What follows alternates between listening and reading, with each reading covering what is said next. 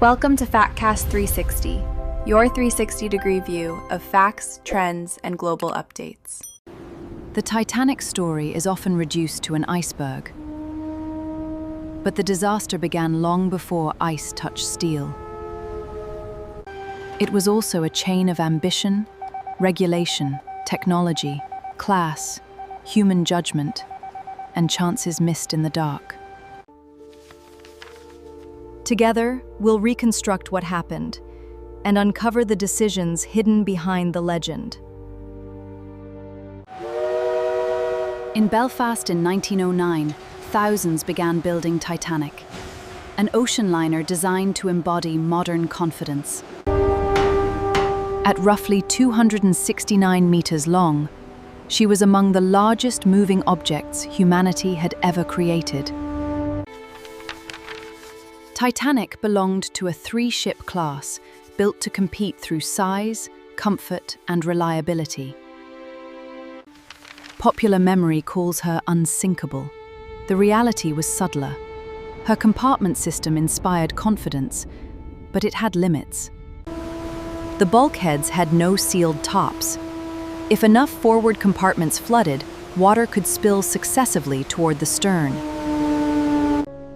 Titanic offered electric lifts, elaborate dining rooms, a swimming bath, and interiors modeled on elite hotels. Yet most aboard were not millionaires. Crew, families, laborers, and migrants carried different hopes across the same ocean. Here is an overlooked truth. Lifeboat rules had not kept pace with enormous liners. Titanic legally carried too few. Her 20 lifeboats held about 118 people, far fewer than the more than 2,200 passengers and crew aboard. On 10 April 1912, Titanic departed Southampton, beginning her maiden voyage to New York. Minutes into the voyage, Titanic drew the liner New York dangerously close, a narrowly avoided collision and unsettling omen. At Cherbourg, passengers arrived by tender, including wealthy travelers and many whose names history barely recorded. At Queenstown in Ireland, emigrants boarded for America. For many, Titanic represented not luxury, but a new life. The ship contained three social worlds, separated by price, custom, and immigration controls, yet all shared one hull. Hundreds worked continuously. Stokers fed furnaces, stewards served cabins, engineers maintained power, and operators carried messages. Titanic's wireless connected passengers to shore and received navigation reports, a revolutionary system still treated partly as a commercial service. During 14 April, ships reported ice, growlers, and a large field ahead. Several messages reached Titanic's bridge. The operators were clearing passenger traffic after equipment trouble. Not every warning received equal urgency or reached the bridge. That evening, Californian reported being stopped by ice. Its powerful nearby signal interrupted Titanic's operator. Titanic maintained high speed.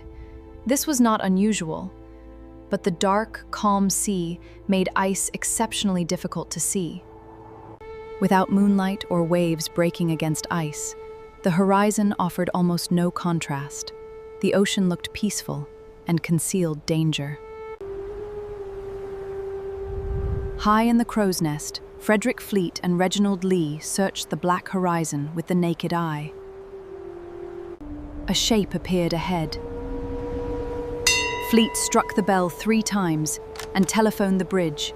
"Iceberg, right ahead!" "Hard a starboard!" First Officer Murdoch ordered evasive action. The enormous ship responded, but distance, speed, and turning radius left only seconds. At about 11:40, the Iceberg brushed Titanic's starboard side. The impact felt slight, but damage crossed multiple compartments. There was no single enormous gash.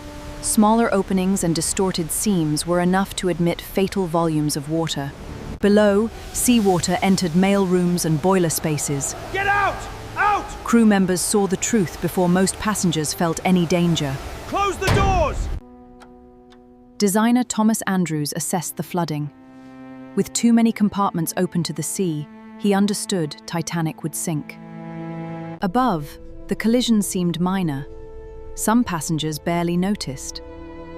The ship's size created a dangerous illusion of security. Captain Smith ordered the lifeboats prepared, but Titanic had no public address system, making the evacuation slow and confusing. The wireless room sent CQD, then SOS. Titanic's operators stayed at their posts, calling into the night for help. Carpathia answered and turned toward Titanic at maximum speed. But she was roughly 4 hours away, too far for the sinking ship. Another vessel appeared much closer. Titanic fired rockets, but confusion and uncertain identification brought no rescue. Many resisted entering small boats over a freezing ocean. Titanic still looked safe in the darkness below. The first boat left with many spaces empty. Officers feared the davits might fail under a fully loaded boat. Women and children first was interpreted differently. Loading practices varied by officer, side, and moment. Third-class passengers faced distance, unfamiliar corridors, language barriers, and immigration controls. Their route to the boats was slower. Survival was not random. A passenger's location, information, social class, and access to the boat deck could determine their fate. Musicians played to calm the crowd. Their exact final tune remains disputed, but their decision to continue became legendary. Engineers and firemen remained below, keeping lights and pumps operating. Their work bought time, though few escaped. 5 postal clerks tried to save registered mail as seawater entered their workplace. None of them survived the disaster.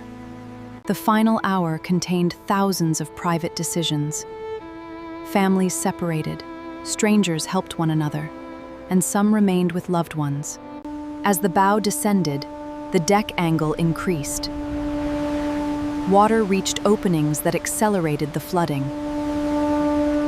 Crew fought to launch collapsible boats. Cut the lines! Time, rising water, and the ship's angle defeated orderly evacuation. Push it over! By about 2:15 a.m., the last distress signals faded. The sea reached the boat deck, and the final plunge began. Under immense structural stress, the ship broke in two. The bow sank first, the stern followed into the Atlantic. For those in the water, cold shock and hypothermia killed rapidly. Most boats did not return until the cries faded.